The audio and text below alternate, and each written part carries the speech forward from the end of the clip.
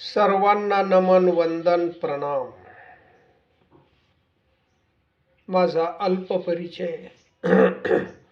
मी उद्धवराव सोनवणे, वैजापूर येथे स्थायिक. आज आपण या महाराष्ट्रामध्ये अनेक संत होऊन गेले. सर्वांनी या समाज सुधरवण्यासाठी प्रयत्न केला. या समाजातील जातीभेद, वर्णव्यवस्था, हलका भारी, उच्च नीच असा ही जी असमानता होती ती दूर करण्यासाठी त्यांनी खूप प्रयत्न केले.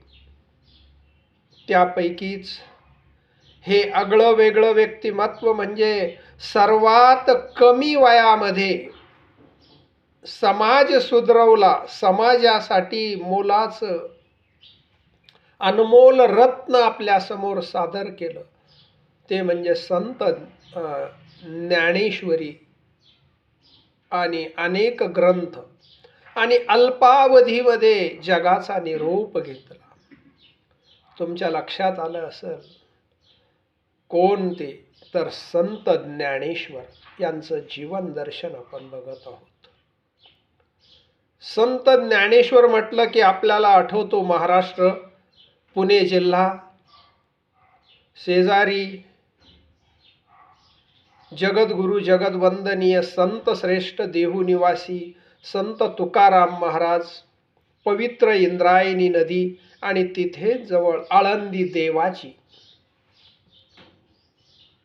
आज जगातले लोक आळंदीला येतात आणि त्या ज्ञानेश्वरांच्या चरणी नतमस्तक होतात. संपूर्ण जग नतमस्तक होतं. परंतु त्यांचं बालपण आणि त्यांचं जीवन जर बघितलं तर अतिशय दुःखात जीवन होतं. अरे, त्या ज्ञानेश्वरांच्या आईबाबांना समाज जगू देत नव्हता. मरा म्हणून त्यांना मरावं लागलं. असं हे अनमोल चरित्र. मी काय बोलणार, परंतु जे माझ्या वाणीला शक्य होईल ते बोलतोय.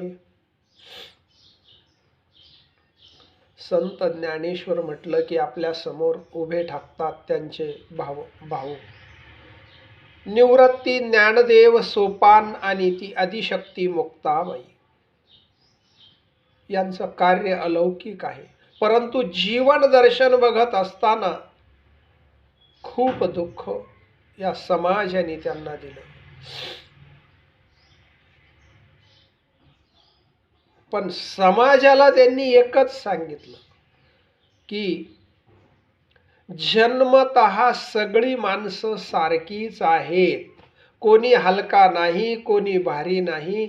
म्हणून तुम्ही सगळ्यावर दया करा, परोपकार करा, गोड बोला आणि या मुखाने कुणाचं भलं होत असेल तर भलं करण्याचा प्रयत्न करा. या हाताने कुणाचं चांगलं होत असेल तर चांगलं होण्याचा प्रयत्न करा. या पायाला आदेश द्या, मला चांगल्या ठिकाणी घेऊन जाय. मंदिरामध्ये, कथेमध्ये, सत्संगामध्ये, देवाच्या गोष्टी सांगणाऱ्या माणसाच्या सहवासात मला घेऊन जा, की जीवनाचं कल्याण होईल. आणि किती सोपं आहे हो जीवनाचं कल्याण करण्याचं. काही नाही, फक्त तुमच्या पाठीशी लोकांचे आशीर्वाद घ्या. एखाद्या वेळेस तुम्ही भगवंताचे आशीर्वाद नाही घेतले तरी चालेल, भगवंत तुम्हाला आशीर्वाद देईलच. परंतु तुम्ही ज्या समाजामध्ये वावरता तेथील लोकांचे आशीर्वाद तुमच्या पाठीशी पाहिजे. देव आपोआप तुमच्या जवळ येईल आणि तुम्हाला आशीर्वाद देईल. समाजामध्ये आशीर्वाद घ्या. आशीर्वादाची शक्ती जगात सगळ्यात मोठी आहे. ज्यांच्या पाठीशी आशीर्वाद आहे ना, त्यांच्या मुलाबाळांचं चांगलं होतं. मुलाबाळांना सुखाचे दिवस प्राप्त होतात, आनंदाचे दिवस प्राप्त होतात. ज्या घटना आपण अनपेक्षित आहे की हे होणार, आपल्याकडं काय होणार, आपण गरीब आहोत, पण तशा घटना त्या कुटुंबात घडत असतात. चांगल्या घटना, चांगल्या. फक्त आपण परोपकार, दया, क्षमा, शांती आणि गोड बोलणं. अरे गोड बोलणं हे भजन आहे, गोड बोलणं हे पुण्यकर्म आहे, गोड बोलणं हे तप साधन आहे. असो, या भावंडांचे कुळ बघावं लागेल आपल्याला. प्रथमतः जर बघितलं तर आळंदीमधील विठ्ठलपंत आणि या विठ्ठलपंतचं लग्न जर बघितलं तर संभाजीनगर जवळील दक्षिण काशी, ज्यांना आपण म्हणतो, पवित्र गोदावरी नदी वाहते पैठण नगरी, आणि या पैठण नगरीच्या थोडंसं पूर्वेला आपेगाव आहे.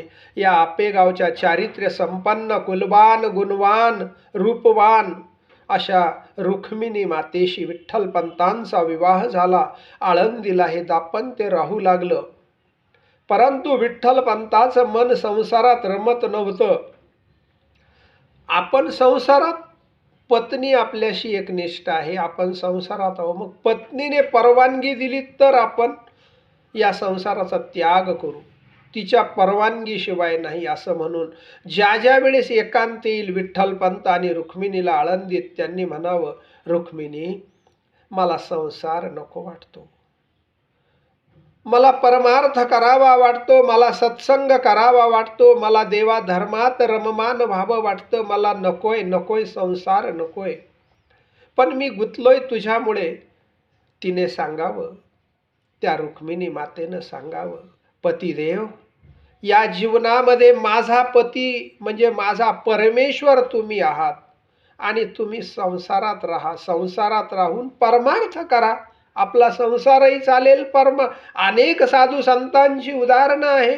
तुकाराम महाराज शेजारीच, त्यांनी तरी एक नाही दोन बायका करून दाखवल्या, मुलं बाळं होती, संसार प्रपंच होता, देवाची भक्ती होती. सावता महाराज, सेना महाराज, गोरोबा काका, संत एकनाथ महाराज, उदाहरणं बघा ना, संसारी होते ना. असे ते देवत्वाला प्राप्त झाले, मग तुम्ही नाही होणार का? परंतु विठ्ठलपंतांनी म्हणावं, रुक्मिणी, मला नाही, नको वाटतो. आणि एक दिवस भावनेच्या आहारी येऊन रागारागाने मुखातून रुक्मिणी मातेचा शब्द निघून गेला, विठ्ठलपंतांना, जा, तुम्हाला काय करायचं ते करा. आणि तीच संधी साधली. आणि त्याच दिवशी सायंकाळी विठ्ठलपंत हे आळंदीतून गायब झाले. चालत चालत, मजल दरमजल करीत काही काळाने ते आळंदीला पोहोचले. त्या देवाधिदेव महादेव, भोळा भक्त, त्या महादेवाचं दर्शन घेतलेलं आहे, पवित्र गंगा नदीचं दर्शन झालेलं आहे, आणि एक निवांत आश्रम पाहिला, त्या महात्म्याचं दर्शन घेतलं आणि सांगितलं, महात्मा, मला कोण नाही, मी महाराष्ट्रातून आलो, माझी इच्छा आहे आश्रमामध्ये जी पडेल कामं असेल, झाडायचं, भांडे घासायची कामं मी करील, आणि येथे मला राहू द्या. त्यावेळेस त्या महात्म्याने सांगितलं, ठीक आहे. आणि मग विठ्ठलपंत तेथे राहू लागले. इकडे आळंदीमध्ये रुक्मिणी बोलून गेली, मी शब्द यांना भावनेच्या आहारी सहज जा म्हणाले, तर हे गेले. खूप शोधाशोध घेतला, सापडलेच नाही. शेवटी काही आळंदीचे माणसं काशीला आलेले आहे, योगायोगाने दर्शन झाल्यावरती त्याच आश्रमात मुक्कामाला होते. त्यावेळेला हे विठ्ठलपंत धुणं धुत होते, धुणं वाळवत होते, आणि समोर नजर झाली, आणि त्यांनी सांगितलं, अरे विठ्ठलपंता, तुझे आई आणि बाबा डोळ्यात तेल घालून पाहत आहे तुझी वाट, ते वयस्कर झालेले आहे, कधी जातील याचा भरोसा नाही, आणि तुझी धर्मपत्नी, तुम्ही गेल्यापासून ती आपली संसारातली सगळी सासू सासऱ्यांची सेवा करती, काम करती, आणि माझा पतिदेव येईलच, माझा पती हाच देव आहे, तो माझा देवच नाही तर मला काय संसारात रममान व्हायचं, सतत तुमच्या चिंतनात घडून आहे रुक्मिणी. तुम्ही परत आळंदीला जावं. परंतु विठ्ठलपंतांनी सांगितलं नाही आता. आणि त्या लोकांनी त्या महात्म्याला सांगितलं आश्रमाच्या की याची बायको घरी वाट पाहते, आई वडील वाट पाहतात. त्या महात्म्याने विठ्ठलपंताला बोलावलं आणि सांगितलं, का रे, तू सांगितलं होतं मला कोण नाही, तुझी पत्नी वाट पाहते. शास्त्रीय दृष्टिकोनातून नियम असा आहे, आपण जर पत्नीशी विवाहबद्ध झाला असाल तर तिची जबाबदारी आपल्यावर असते. त्या महात्म्याने सांगितलं, जसा स्त्रीचा देव पती आहे तसाच पतीची ही देवी हीच तिची जबाबदारी आपली आहेच. कारण स्त्री ही सांभाळण्यालायक आहे. शास्त्र सांगतं, लहानपणी आईबापाने सांभाळायची, तारुण्यात आल्यावर पतीनं सांभाळायची, म्हातारी झाल्यावर मुलांनी सांभाळायची. असं स्त्रीचं नियम आहे. स्त्री ही काचेच्या बांगडीसारखी आहे, तिला सांभाळावंच लागतं. माझा आदेश आहे विठ्ठलपंता, तू घरी जा आणि संसार कर, हा माझा तुला आशीर्वाद समज.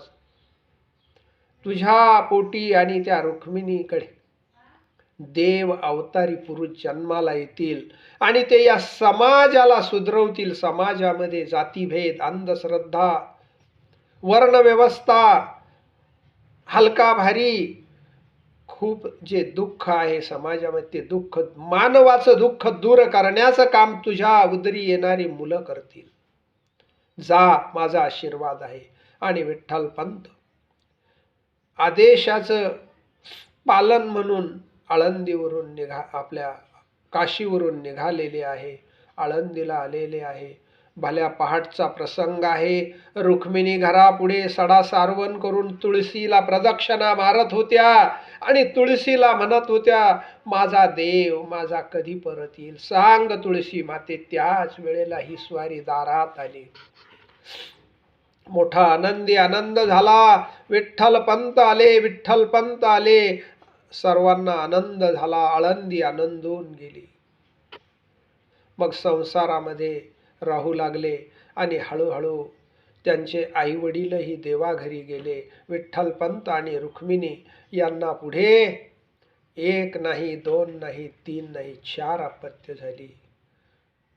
सगळ्यात मोठे निवृत्ती दादा, 2 नंबरचे ज्ञानदेव, 3 नंबरचे सोपाना आणि सगळ्यात चौथी कन्या रत्न जी आदिशक्ती देवी माता मुक्ताबाई म्हणून, अशा 4 मुलं झालेली आहे.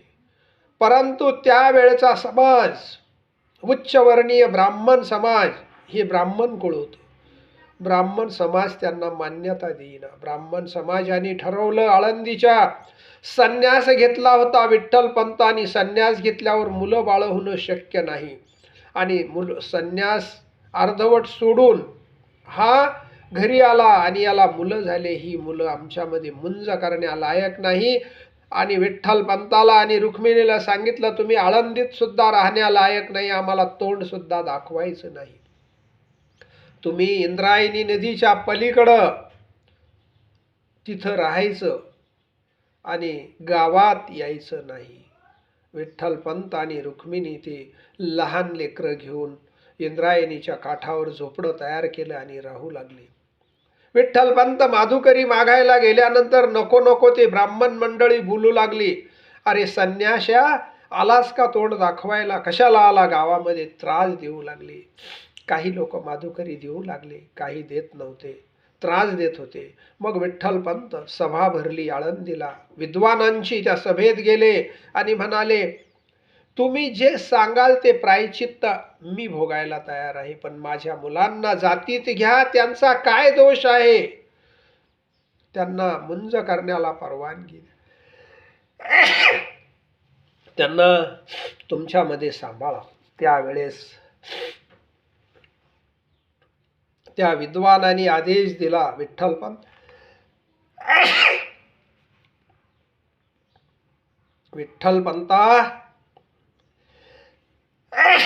तू आणि तुझ्या धर्मपत्नीनं देहत्याग करायचा. देहत्याग केल्यावर आम्ही तुझ्या मुलांना सांभाळू. त्यांना मुंज करू, त्यांना आमच्यामध्ये घेऊ. विठ्ठलपंत आणि रुक्मिणी ठरवलं, आपण जर मेलो गेलो तर या मुलांना मान मिळेल, मग आपण गेल्याने काय बिघडेल. परंतु कुणी सांगितलं, विद्वानांची सभा दुसरी संभाजीनगरमध्ये पैठणला भरते, जा तिथल्या विद्वानाकडे. आणि विठ्ठलपंत आळंदीतून पैठणला आलेले आहे. सभा भरली होती, त्या सभेत सुद्धा तोच न्याय मिळाला. जो न्याय आळंदीकरांनी दिला तोच विठ्ठलपंता तुला न्याय, जा आत्महत्या करा दोघं. आणि दोघं विठ्ठलपंत पैठणहून घरी आले. त्या दिवशी दोघांची बैठक झाली की आपण इंद्रायणीमध्ये समावेशन करू, मुलांना सुख मिळेल. आणि मग त्या दिवशी शेजारच्या गावावरून माधुकरी मागून आणली विठ्ठलपंताने. रुक्मिणी मातेने ते झोपडं सारवलं, पुरणपोळीचा स्वयंपाक केला, सगळ्या मुलांना जेवू घातलं. त्या दिवशी लहानी मुक्ता म्हणते, आई बाबा आज आपल्या घरी गोडधोड जेवण आहे, किती आनंद आहे, आज खूप आनंद आहे आपल्या घरी. तिला काय माहिती होतं छोट्या मुक्ताला. आणि मग सगळी पोटभर जेवण झालं पुरणपोळीचं. येथेच झोपलेले आहे विठ्ठलपंत आणि रुक्मिणीने बघितलं, रात्रीचे 12-1 वाजलेले आहे, सगळे सामसूम झोपलेले आहे. हळूच विठ्ठलपंत झोपडीच्या बाहेर आले, रुक्मिणी बाहेर आली. हळूच दरवाजा त्या झोपडीचा बंद करून घेतला आणि विठ्ठलपंत झप झप झप इंद्रायणीकडे चालत गेले. रुक्मिणी त्यांच्या पावलावर पाऊल ठेवून होती. मोठा डोह बघितला, पाण्याचा खोल, आणि त्यामध्ये उडी घेतलेली आहे. त्याचबरोबर रुक्मिणीनंही घेतलेली आहे, आपलं जीवन संपवलं. भल्या पहाटे मुलं उठली. पहिली मुक्ता उठली, आई आई बाबा बाबा बाबा रडू लागले, ओरडू लागले. हे बघून बाकीचे मुलंही उठले. आणि मग निवृत्ती ज्ञानदेव म्हणतात, आई बाबांचा शोधाशोध घेतला पण कुठेच सापडेना. शेवटी काय करावं. आणि म्हणून त्यांनी, ज्ञानदेव म्हणतात, मी गावात माधुकरी मागून आणतो, असतील कुठे सापडतील चट. आणि ज्ञानदेवाने झोळी घेतलेली आहे आणि आळंदीत आलेला आहे. काही लोक भिक्षा देत होते, पीठ कूट काय. तेवढ्यात समोरून विसोबा विद्वान ब्राह्मण समोरून आला. त्याने बघितलं आणि सांगितलं, ज्ञान्या मला तोंड दाखवलंस संन्याशाच्या कार्ट्या, सकाळी सकाळी तोंड दाखवलंस, माझे काम फत्ते होणार नाही तुझ्या अभद्र तोंडामुळे. ज्ञानदेवाला म्हणू लागला. आणि झोळी काढली, खांद्यावरून बगलेतून झोळी घेतली, त्यात झोळी टारदेशी फाडली. इसोबा खेचराने ते पीठ रस्त्यावर पडलं, आपल्या बुटाने ते पीठ सगळं पांगून दिलं. बुटाने त्याच्यावर खूप लत्ता प्रहार केला आणि सांगितलं, जाय ज्ञान्या, निघ इथून, गावाच्या बाहेर परत आला तर याद राख. 2-4 तोंडातही लगावल्या. ज्ञानदेव रडत रडत परत पावली आले. काही भावंड मुक्ता, निवृत्ती, सोपान हे बाहेर उन्हात बसलेले होते. आला तसा ज्ञानदादा झोपडीत गेला, झोपडीचं दार बंद केलं आणि रडू लागला. त्यावेळेस निवृत्ती दादा आले आणि म्हणतात, ज्ञानदादा ताटी उघडा, मुक्ता रडते तुम्हाला बघून, ताटी उघडा. ज्ञानदादा ताटी उघडे ना. त्यावेळेस निवृत्ती दादानी सांगितलं, ज्ञानदादा आपला अवतार कशासाठी आहे? समाजाचं भलं करण्यासाठी, सुधरवण्यासाठी. हा समाज जातीभेद, वर्णव्यवस्था, अंधश्रद्धेवर गच्च ठासून भरलेला आहे. खूप दुःख आहे. या समाजाला सुधरवण्यासाठी आपण अवतार घेतला आणि आपणच झोपडीत बसायचं लपून. मग ज्ञानदादाने झोपडी उघडली. भावंड खूप रडलीत आणि ज्ञानदादा म्हणतात, आपल्याला इथे राहायचंच नाही. आणि सगळी भावंड ती आळंदीतून पायाला फडके बांधले आणि आळंदी ते आपेगाव पायी आलेली आहे. आजी बाबा होते आपेगावला, थकलेले होते, वयस्कर. त्यांना खूप आनंद झाला. पोटाला लावलं, कुरवाळलं आणि सांगितलं, मुलांनो इथेच राहा. हो आजी बाबा. आणि मग ते आपेगावून झोळी घेऊन पैठणला येऊ लागले. माधुकरी मागायचे, त्यावेळेला विद्वान लोक बसलेले होते आणि ज्ञानदादा जवळून चालला होता. त्यावेळेस एका विद्वानाने प्रश्न केला, का रे आळंदीच्या विठ्ठलपंताचे कार्टे का तुम्ही, संन्याशाचे, त्या आप्पेगावच्या रुक्मिणीचे पोरं का? होय, ज्ञानदादा म्हणतात. मग मेले ना ते? म्हणे हो गेले. मग तुम्ही न्याय दिला होता, ते मेल्यावर तुम्हाला मुंज करू, तुमच्यात घेऊ. त्यावेळेस ते म्हणाले, अरे कसं शक्य आहे रे? हे बघ, समोरून हा हेला चालला रेडा, हा तू सारखेच. काय फरक आहे? तू रेडा आणि याला तुम्ही ज्ञान्या, तुम्ही सारखेच आहात. त्यावेळेस ज्ञानदादाला वाटलं, या समाजाला तसं नाही जमत, थोडा चमत्कार दाखवल्याशिवाय नमस्कार नाही दिसत. आणि ज्ञानदादा लगेच म्हणाले, हो विद्वानांनो, हा रेडा आणि मी सारखाच आहे. मग सारखा आहे म्हणतोस? ते विद्वान खवळले. तर तुला वेद बोलता येतात, त्याला येतात का? ज्ञानदादा म्हणाले, हो. बोलून दाखव, कस काय येईल त्याला? ज्ञानदादा त्या रेड्याजवळ गेले आणि त्याच्या डोक्यावर असा हात ठेवला आणि सांगितला, रेडे का बाबा, बोला वेद, यांना या समाजाला दाखवा, तुम्ही आणि मी आपण सगळे एकच आहोत. त्यावेळेस रेड्याच्या मुखातून वेद निघाले. रेड्यामुखी वेद बोलविला, गर्व ध्वजांचा हरिला. आणि मग पैठणकर टपाटप पाया पडायला लागले. ज्ञानदादा, तू खरंच ज्ञान आहेस, आम्ही माफी मागतो. आणि सगळा त्या परिसरातला समाज, आपेगाव पर्यंतचा सगळे लोक ज्ञानदादाकडे, निवृत्ती सोपानाकडे वेगळ्या दृष्टिकोनातून पाहू लागले. दैवी पुरुष आहे, चांगले आहेत. आणि त्यावेळेस निवृत्ती म्हणतात, ज्ञानदादा, या परिसरातला समाज सुधारला, यांना कळालं हलकं भारी काही नाही, उच्च नीच काही नाही, गरीब श्रीमंत ही असमानता, हे सगळं जे आहे ते कर्मानुसार मिळतंय, भगवंत देतोय. मग आपण सगळी देवाची लेकरं आहे. समाज सुधारला आणि आपलं कार्य इथं राहायचं नाही, आता चला पुढच्या गावाला, पुढचा सुधारायचा. आणि म्हणून ही भावंड निघालेली आहे. चालत चालत चालत नेमकं सायंकाळ झाली, म्हणून त्यांनी नेवासा येथे मुक्काम ठेवला. पावसाळ्याचे दिवस होते. बुरबुर बुरबुर टिपटिप टिपटिप पाऊस पडत होता. ज्ञानदादा निवृत्ती सोपान मुक्ता नेवाशात आलेले आहे. या घरात घुसू लागले. अहो, पाऊस संपेपर्यंत राहू द्या ना, आमच्या अंगावर एकेकच कपडे, ते वल्ले झाल्यावर दुसरे कुठे? आम्हाला एका कोपऱ्यात उभे राहतो, तुमच्या घराच्या पाऊस संपला की आम्ही पुढे निघून जाऊ. निघता का नाही? संन्याशाच्या काट्यांनो, तुम्ही अभद्र बाटविला सगळा समाज, निघायचो. तुमचा बाप नालायक, तुम्ही नालायक, निघायचो. हाकलून दिलं. दुसऱ्या घरी, तिसऱ्या घरी, चौथ्या घरी. ज्ञानदादाला वाटलं चमत्काराशिवाय काय करावं आता. शेवटी ते मंदिरात गेले. मंदिराच्या पुजाऱ्याने हाकलून दिलं. शेवटी मस्जिदीत आले नेवाशाला. मस्जिदीचा मुल्ला म्हणाला, का रे हिंदूच्या काट्यांनो, तुम्हाला हिंदूची घरं, हिंदूचं मंदिर नाही दिसत? मुस्लिमाची मस्जिद आहे ही, आमची आहे, तुमचा काय इथं संबंध? निघायचो. अरे मुल्ला काका, राहू दे ना 5 मिनिटं, कोपऱ्यात उभे राहत. सांगितलं ना, लाता मारून हाकलायचं का? त्यावेळेला ज्ञानदादा म्हणाला, का हो मुल्ला काका, ही मस्जिद तुमची आहे, मुसलमानाची तुमची आहे का एकट्याची? अरे ही सगळ्यांची आहे. मुल्ला काका म्हणाला, बोलतो जादा, त्या मस्जिदीनं बोलून दाखावं. आणि काय सांगावं, अंधार पडलेला होता. ज्ञानदादा म्हणाला, एकदा नाही, दोनदा नाही, 3दा बोलेल मस्जिद. आणि मस्जिद तिला सांगितलं, बोल बाई, सांग या मुल्लाला तू कोणाची आहे.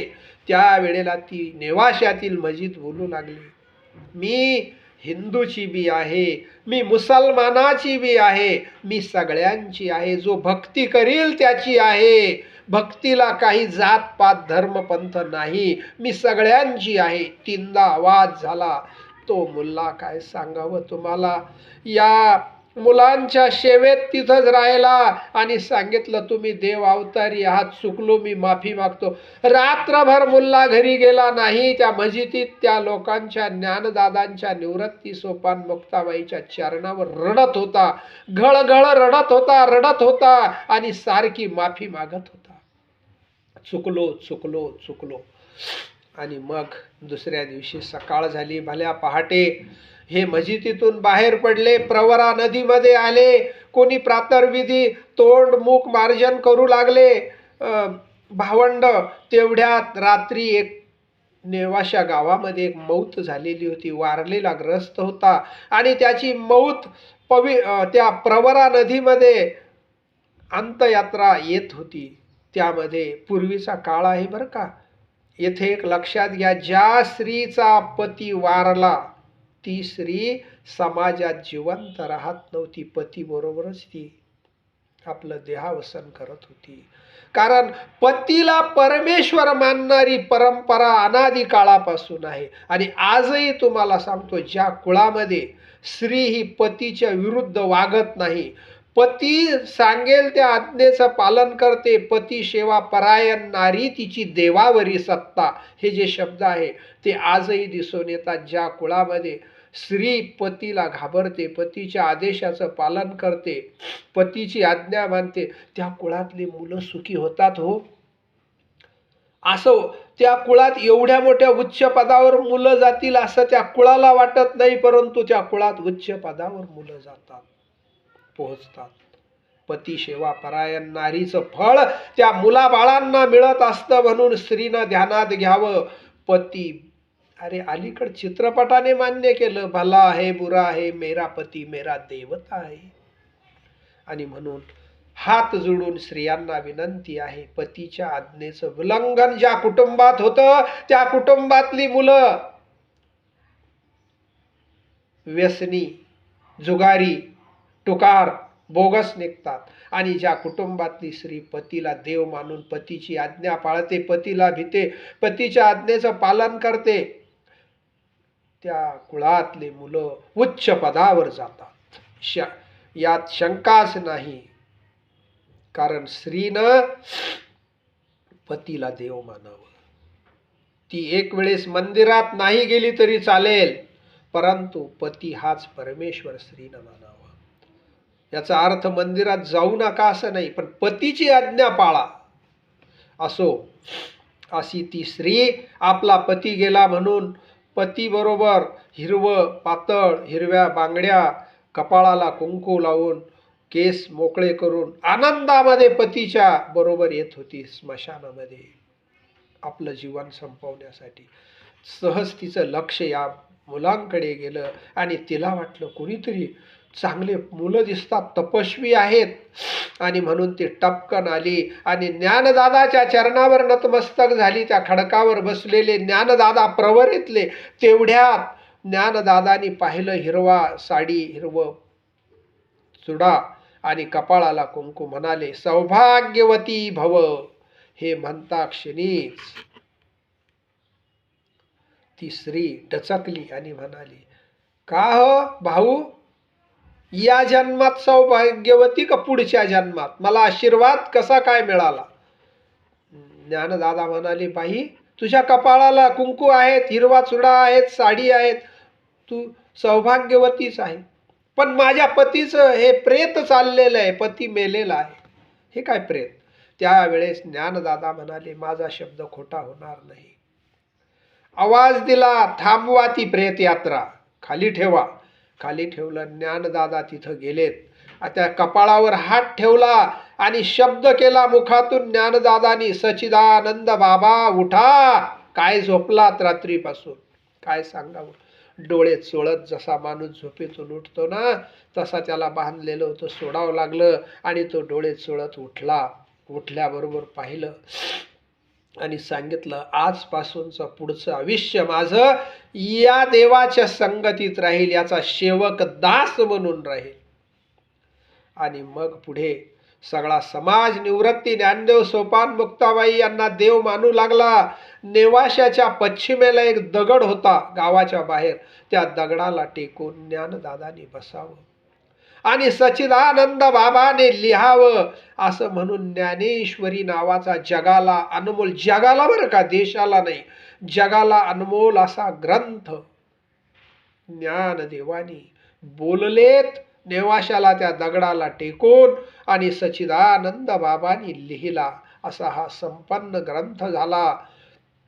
म्हणून तर तुम्ही कधी नेवाशाला गेलात तर जगामध्ये मंदिर आहेत, रामाची, कृष्णाची, विठ्ठलाची, संताची, दैवी पुरुषांची, परंतु नेवाशाला दगडासाठी मंदिर आहे का ज्या दगडाजवळ ज्ञानेश्वरी तयार झाली, ज्या दगडाजवळ ज्ञानदेव राहिले, मग सच्चिदानंद बाबा यांच्याच सेवेत राहिले आणि पुढे हे आळंदीला आलेले आहे. आळंदीला आल्यानंतर ज्ञानदादा म्हणाले, निवृत्ती, अरे माझं काम संपलं, अनेक ग्रंथ तयार झाले, ज्ञानेश्वरी तयार झाली, पसायदान तयार झालं, या समाजाला आपण भरभरून दिलं, समाज सगळा सुधारला, चांगला झाला, एकमेकाशी गोड बोलायला लागले, जातीभेद कमी झाला, असमानता कमी झाली, आपलं कार्यही संपलं आणि मोठ्या दादाची परवानगी घेतली आणि ज्ञानदादाने आळंदीमध्ये जिवंत समाधी घेतली. आशीर्वाद दिला, जो कोणी माझं दर्शन करील, नाही दर्शनाला येता आलं, निवृत्ती ज्ञानदेव, सोपान मुक्ताबाई, एकनाथ नामदेव, तुकाराम असं जो कोणी म्हणेल त्याला मुक्ती मिळेल, त्याचं जीवन बंधनातून मुक्त होईल, तो सुखी होईल, त्याच्या मुलाबाळांना सुखाचे दिवस प्राप्त होईल, यात शंकाच नाही. असा आशीर्वाद दिला आणि जगाचा निरोप घेतला. पुढे ही भावंड त्र्यंबकेश्वरला आली आणि तिथेच निवृत्ती दादानी समाधी घेतली. पुढे सोपान काकानी सासवडला समाधी घेतली. आदिशक्ती मुक्ताबाई पाऊस चालत होता, एकटीच होती आणि अशा वेळेला पावसामध्ये विजेचा कडकडाट झाला आणि ती गायब झाली. जळगाव जिल्ह्यामध्ये यदलाबादला मुक्ताबाई अनंतात विलीन झाली. असे या भावंटांनी समाज सुधारवण्यासाठी, समाज चांगला होण्यासाठी आपलं आयुष्य वेचलं. म्हणून हजारो वर्ष झाले निवृत्ती ज्ञानदेव, सोपान मुक्ताबाई, एकनाथ नामदेव, तुकाराम या नावाने आपला जीवनाचा उद्धार होतो, जीवन सुखी होतं, आनंदी होतं, गोड होतं. असो, आपणही हे लक्षात घ्या. पुण्य कशाला म्हणायचं? तुकाराम महाराजांनी सोप्या भाषेत सांगितलं, पुण्य ते पर उपकार आणि पाप ते परपीडा. किती सोपं सांगितलं करून. अरे पुण्य म्हणजे काय तर दुसऱ्याच्या चेहऱ्यावर आनंद देणं, दुसऱ्याला काहीतरी देणं, दुसऱ्याला सुख देणं, दुसऱ्यासाठी झटणं, दुसऱ्यासाठी चांगलं होण्याचा प्रयत्न करणे, नाही झालं तरी प्रयत्न करणे, पण कुणाचंच वाईट होईल, कुणाला दुःख मिळेल असं वागणं मोठं पाप कर्म आहे. दुसऱ्याचा आत्मा दुखवणं पाप कर्म आहे. चांगलं बोला, चांगलं वागा, चांगलं राहा, गोड राहा. तुमचे मुलं बाळ सुखी झाल्याशिवाय राहणार नाही. आणि जीवनात नियम पाळा. जसं हरिपाठात माऊलीनं म्हटलं आहे, नित्यने मनामी ते प्राणी दुर्लभ, लक्ष्मी वल्लभ तया जवळी. मन जीवनामध्ये काही नियम पाळा. मी दररोज हरिपाठाला जाईल, किंवा मी दररोज मंदिरात जाऊन देवाचं दर्शन घेईल, किंवा मी दररोज काहीतरी कोणाला या मुखाने वाईट बोलणारच नाही, चांगलं बोलण्याचा प्रयत्न करेल आणि सगळ्यांशी गोड राहील. गोड राहील. जीवन अनमोल आहे, भगवंतानी दिलेलं आहे. मग ते चांगल्या कामी वापरा, वाईट कामाकडे जाऊच देऊ नका. हे मन आहे, मन वाऱ्यासारखं भटकत असतं, परंतु मनाला आवर घाला आणि चांगल्याकडे घेऊन जा. कशासाठी तर तुमच्या पूर्वजांना सुखाचे दिवस स्वर्गात प्राप्त होतील, पुढची पिढी निर्व्यसनी चांगली निपजेल. हे आपल्या हातात आहे बरं बाबांनो. आज आपण काही लोक या धरती मातेवर बघतो, काहीला अंगभर कपडा नाही, की खायला नाही, की जिथे राहतात तिथे अर्वाच्य भाषा, घाण नको ते शब्द, आणि काही लोक सुखी समाधानी आनंदी आहेत, मुलं बाळही सुखी समाधानी आहे. त्यांनी स्वप्नात विचार करत नाही माझी मुलं या पदावर जातील, तिथे पोहोचतात. का तर कर्म, चांगलं कर्म करा. आणि ही जी लोकांना कपडे नाही, खायला नाही, अर्वाच्य भाषा, हे काय, हे मागच्या जन्मात खूप श्रीमंत होते, खूप खूप श्रीमंत होते, पण त्यांनी कधीच परोपकार केला नाही, कुणाचा आत्मा जाणला नाही, कुणाला या हाताने काही दिलं नाही. त्या लोकांची मुलं बाळ दुःखी होतात, दारिद्र्यात जातात आणि त्यांना जन्म त्या ठिकाणी मिळतो, दारिद्र्यात. आणि जी लोक समाजाला धरून चांगलं कर्म करतात, सगळ्याशी गोड बोलतात, त्याची मुलं बाळ चांगली होतात, सुखाचे दिवस प्राप्त होतात. हा आपण आदर्श घ्यावा. सर्वांना हात जोडून विनंती आहे. माझी काय लायकी बोलण्याची, या वाणीनं मी जे बोललो ते भगवंतानी मला बोलायला भाग पाडलं असं समजून मी बोलतो. काही जे चुकलं असेल ते माझं मला परत करा आणि जे योग्य वाटलं ते घ्या. झालेली सेवा पांडुरंगाच्या चरणी नतमस्तक होतो आणि वाणीला पूर्ण विराम देतो. राजा राम राम राम, सीता राम राम राम, राजा राम राम राम, सीता राम राम राम, राजा राम राम राम, सीता राम राम राम, राजा राम राम राम, सीता राम राम राम, राजा राम राम राम, सीता राम राम राम, राजा राम राम राम, सीता राम राम राम, राजा राम राम राम, सीता राम राम राम.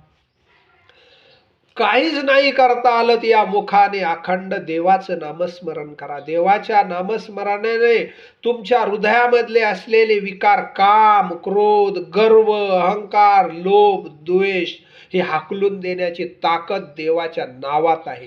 तुमचं जीवन सुखी होण्याची ताकद देवाच्या नावात आहे. म्हणून अखंड अखंड त्या देवावर विश्वास ठेवा आणि अखंड देवाची भक्ती करा, नामस्मरण करा. जीवन सुखी होईल यात शंकाच नाही. वाणीला पूर्ण विराम देतो आणि